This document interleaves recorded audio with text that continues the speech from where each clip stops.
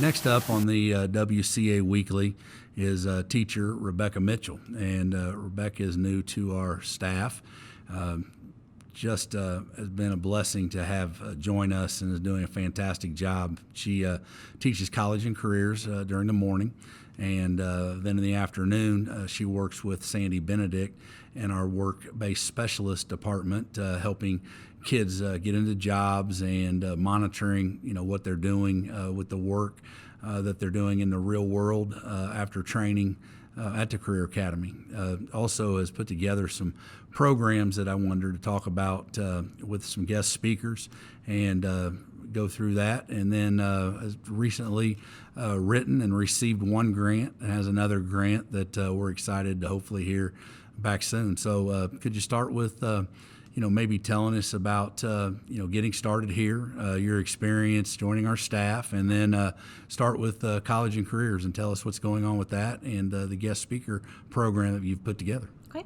My name's Rebecca Mitchell, and I have a background in human resources. I have over 12 years doing that. I worked for 3 companies, and currently I'm teaching 8th graders the college and careers classes. So it's been exciting to be able to use what I have used in the business field and kind of help the students teach them what they're going to learn when they get out in the field someday.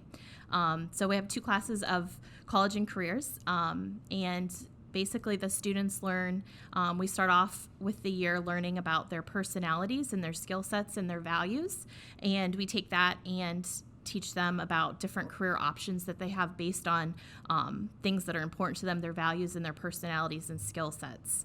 After that, we transition into technical schools, colleges, and just teach them basically the career path that they need for that career that they're interested in. We then transition to teaching them about resumes, writing thank you letters, references, those types of things. We talk about business etiquette. And currently we're doing a business where they actually manufacture wooden Christmas trees, so that's pretty fun. The one program that you've added that we didn't have last year through your college and career classes, your guest speaker Friday. Could you tell us about that? Maybe some of the highlights of who we've had a chance to have visit. Yep. So every Friday we have a new guest speaker. We try to pick a guest speaker that's in a different career cluster. So far we've had Mayor Talmer out. We've also had a physical therapist, a police officer, a building inspector, and a social worker. So we have a vet that's coming up, so the kids are really excited about that. Yeah, the thing I've been most impressed with that is not only are the students in the college and career class getting a chance to do that, but you've opened it up to other classes of all different backgrounds in our building to come and see these speakers. So it's not just touching those 8th graders, but lots of different students make up that audience each Friday, and it's been a really positive program. The last thing I wanted to ask about the college and careers class is something that maybe you haven't gotten to, but what's it going to look like when you start putting together their 4-year plan?